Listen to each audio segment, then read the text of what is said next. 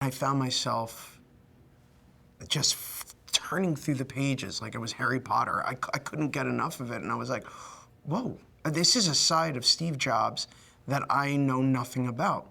And my idea of who Steve Jobs is and was is very much the media darling that he became in the 90s and later in 2000s and up until his untimely death. And I was reading this going, oh my God, what is this? How come I never knew about this?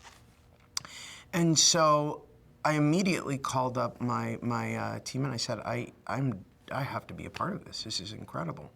And I met with Josh and met with Ashton and I became the Woz. When you have the level of authenticity that the production team, from makeup and hair to set dressing and props that this film has, it absolutely does so much of the work for you. It not only informs your character, but it places you in a time and a place that is so authentic and so easy to get lost in. Like right now, we're just in the middle of this Atari, headquarters, and you really just kind of flash back into the 70s. You flash back into the 80s, and you're right there, and it allows you to play on this huge playground that's really beneficial to an actor. The beginnings of the Jobs legacy. There's the pre-Apple days as we know it and the post-Apple days that would inform the iPod and the Macs and the iPad and that later legacy. This doesn't really touch on that. It kind of does at the end, but it's really about the origins of this company. And it's about these two guys, Steve Jobs and his friend Steve Wozniak, who came up with this concept of taking what was an otherwise archaic device, the computer. I read iWoz, which is kind of the best resource available because it is the character actually telling me about his life, which is a very cool thing to have at your disposal. And so I used that to inform not only the psychology of the character, but also some of the affectations, the voice, the behavior, he uses his hands a lot in very interesting ways that stuck out to me. And so it was fun for me to be able to actually see that, to hear that, to engage with that. So that research was a big part of what my performance is. I play Steve Wozniak, AKA Woz, and a lot of people know him today as that guy from Dancing with the Stars. But prior to that, he was actually one of the most important inventors of the 20th century. He's the man who essentially created the personal computer. Up until that time, there wasn't really a computer that you took home that you had a monitor and a keyboard. He designed that. He designed it for fun. And so, the exploration of this character is about how he and Steve Jobs kind of helped each other and informed each other as to what would become this conglomerate. And it's about their days in the garage and their days in, from a budding friendship to business partners to their eventual separation.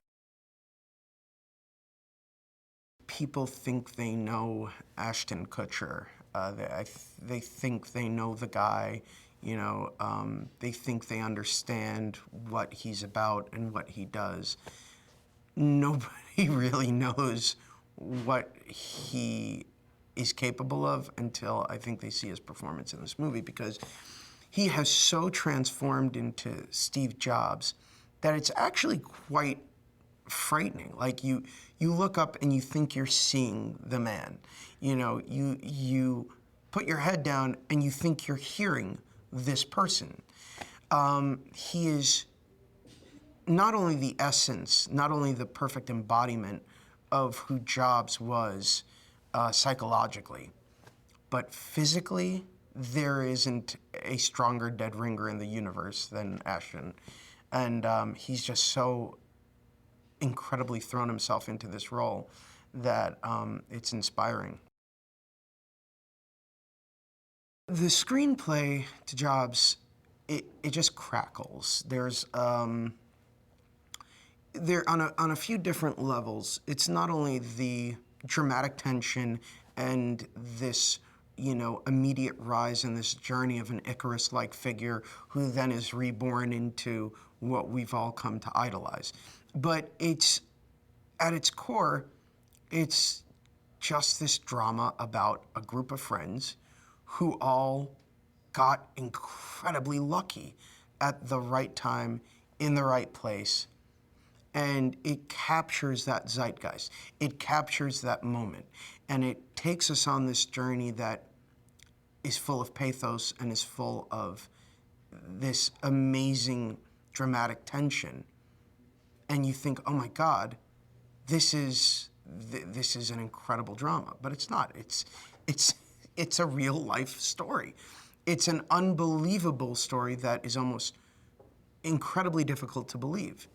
And I think that that captures it in a way that is so honest and so alive. Josh is one of those rare directors who's all-encompassing. He's got his eye on every detail, and at the same time, he's got his eye on the totality of it. And I think that there's something really refreshing because you can approach him and say, you know what, this moment feels a little weird to me. Or, you know what, this hair seems a little straight. He's always listening to every single department. He's always listening to every piece of advice, and he really loves everybody throwing into the mix their take on it. And I think that that's an amazing attribute in any director, and it's fun to work with because we're all able to help tell this story